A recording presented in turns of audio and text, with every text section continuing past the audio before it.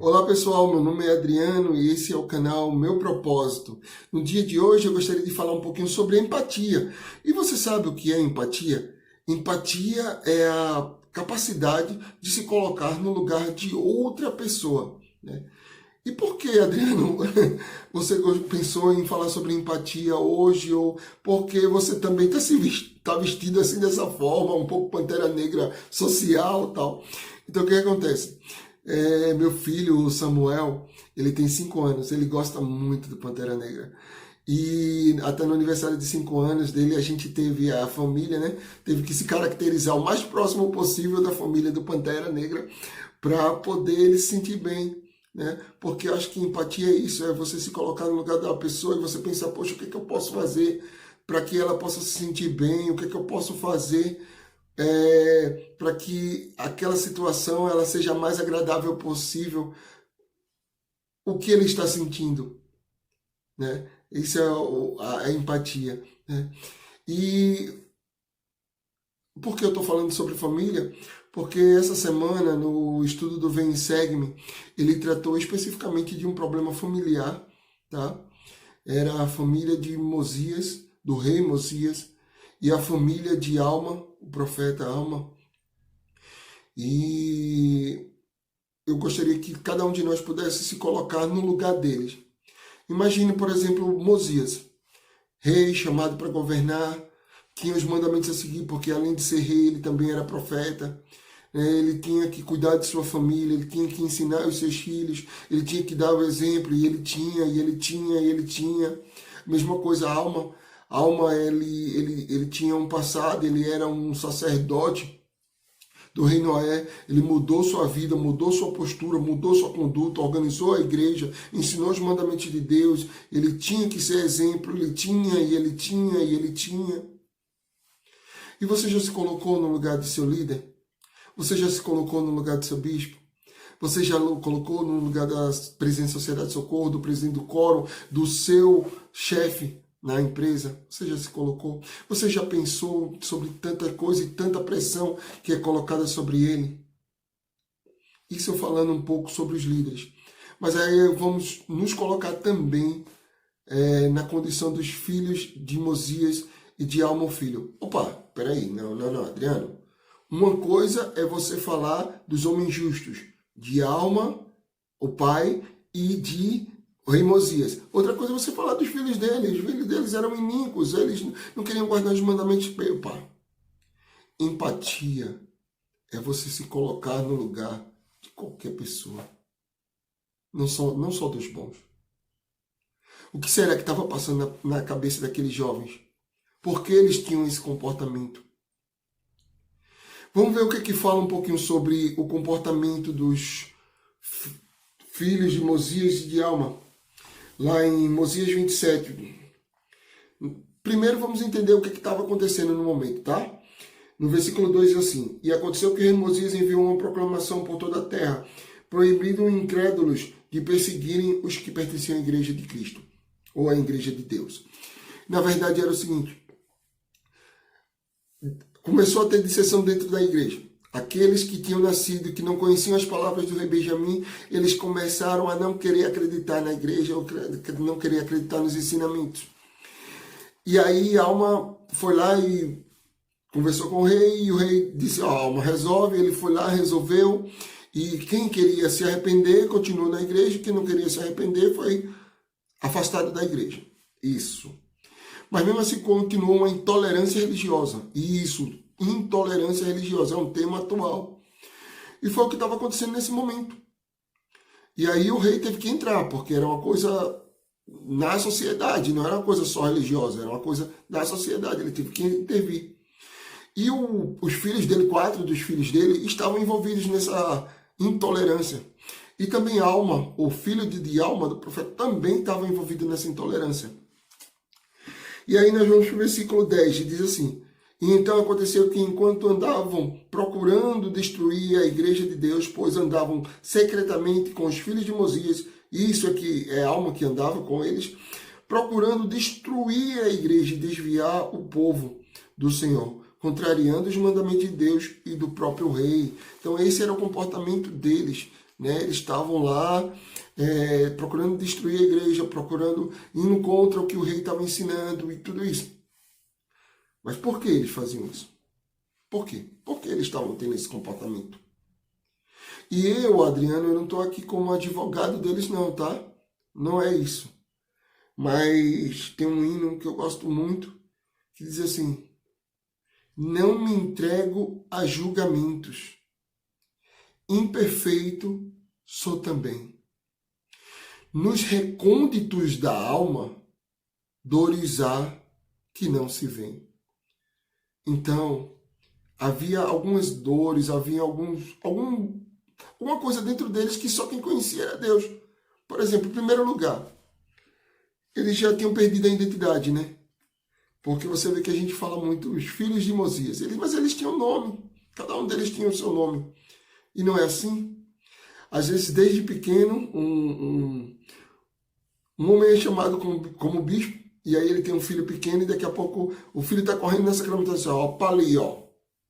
Só podia ser o filho do bispo. Fosse meu filho, né? E daqui a pouco você está vendo lá o Instagram, e aí você, opa aí, ó. Você viu a roupa que a filha da Presidente da Sociedade de Socorro estava vestindo? Você viu? Fosse a minha filha, né? Ou, esse menino, tu visse, o filho do presidente do quórum não vai fazer missão. O filho do presidente do quórum. É muito fácil apontar, né, pessoal? É muito fácil apontar o dedo. O que está passando na mente desse jovem? O que está passando nesse lar? O que está passando no coração do pai, no coração da mãe? O que está acontecendo nessa família? Você já se pôs no lugar deles? Às vezes esse jovem pode estar buscando a atenção do pai, a atenção dos pais, a atenção da sociedade. Ele pode não ter testemunho, provavelmente não tem. E se tiver testemunho, pode não ter se convertido, porque são duas coisas diferentes, tá? Mas vamos focar agora na atitude certa. Apontar o dedo é uma atitude errada. Qual é a atitude certa, Adriano? Vamos lá em Mosias. Mosias 27, versículo 14. E nesse momento um anjo apareceu para a alma e para os outros jovens, os 4 jovens filhos de Mosias. E disse um anjo: eis que o Senhor ouviu as orações de seu povo e também as orações de seu servo Alma, que é teu pai, porque ele tem orado com muita fé a teu respeito, para que tu sejas levado a conhecer a verdade. Portanto, vim com o propósito de convencer-te do poder e autoridade de Deus, para que a oração de seus servos possam ser respondidas de acordo com a sua fé. Qual a atitude certa? Orar. Orar. Essa foi a atitude do povo, né? E a atitude do povo de orar não foi orar para expulsar esses jovens da igreja. Não foi isso. Eles diziam assim: para que sejam levados a conhecer a verdade. Essa é a oração do povo. Essa é a oração do pai. Por favor, que meu filho conheça a verdade. Por favor, que a alma conheça a verdade. Por favor, que a mão conheça a verdade. Essa era a oração deles, né? Essa é a oração do povo. Tá? E essa é a atitude certa. Se você não tem o que fazer, então, por favor, só ora. Então. E só ora não é pouco, não, é muito. Tá? Só orar não é pouco. Eu vou só orar, só posso orar. Só posso não. Isso é muito, tá, pessoal? A oração ela tem muito poder. Mas existem outras coisas mais que a gente pode fazer. Né? Será que eu posso ajudar com alguma palavra, sem criticar? Será que eu posso ajudar com, sei lá, apoiando ele em algumas decisões com respeito à sua missão, aos preparativos para a sua missão, com respeito a padrões? Será que eu posso ajudar? O que é que eu posso ajudar? Né? O que eu posso ajudar? Essa é a atitude correta de alguém que tem empatia. Né? E aí, eu gosto, continuando as palavras do anjo, ele fala no versículo 16, Mosias 27, 16. E agora te digo, vai e lembra-te do cativeiro de teus pais na terra de Elã e na terra de Nefe, e recorda-te de que grandes foram as coisas que Deus fez por eles. Libertou-os e agora te digo, alma, segue teu caminho e não procuras mais destruir a igreja para que as orações deles sejam respondidas. E isto, ainda que tu mesmo prefira ser lançado fora. Então, uma das coisas que o anjo falou, que eu gostaria de enfatizar aqui com vocês foi: lembra-te. Quais são as lembranças que os jovens vão ter? Quais são as lembranças que aquela pessoa, aquele filho de líder, ou aquele filho de membro, ou qual as lembranças que ele tem? Será que você faz parte dessas lembranças?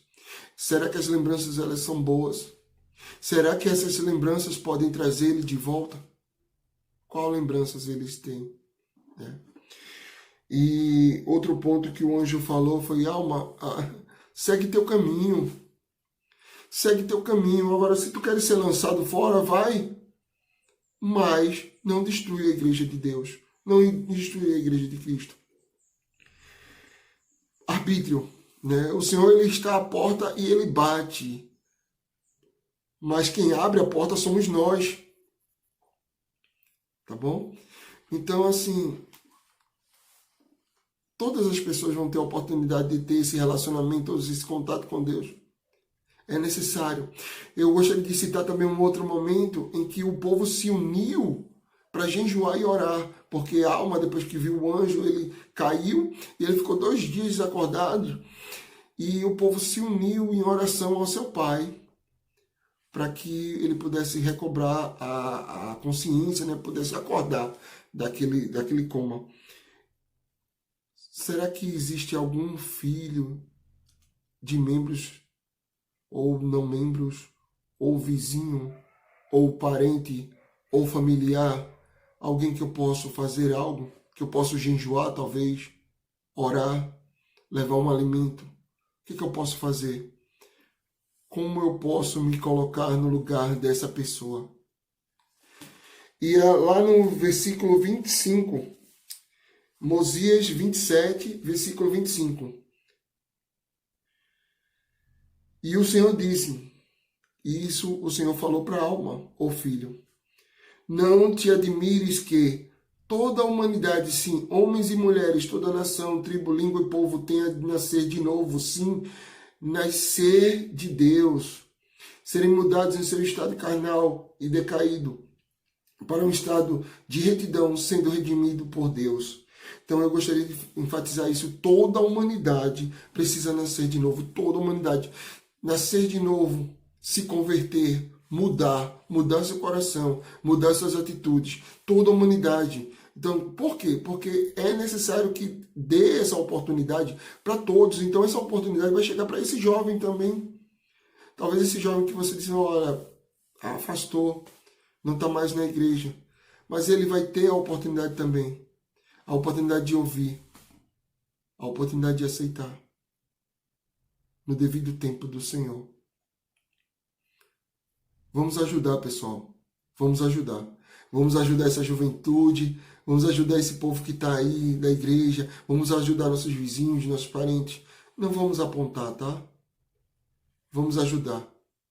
E quem sabe, com a nossa ajuda e com a ajuda de Deus, essa pessoa, esse jovem, possa se tornar um instrumento nas mãos do Senhor, assim como Alma e os filhos de Mosias se tornaram instrumentos na mão do Senhor e trouxeram muitos à luz.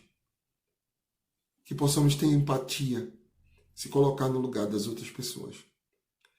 Essa é a minha mensagem de hoje.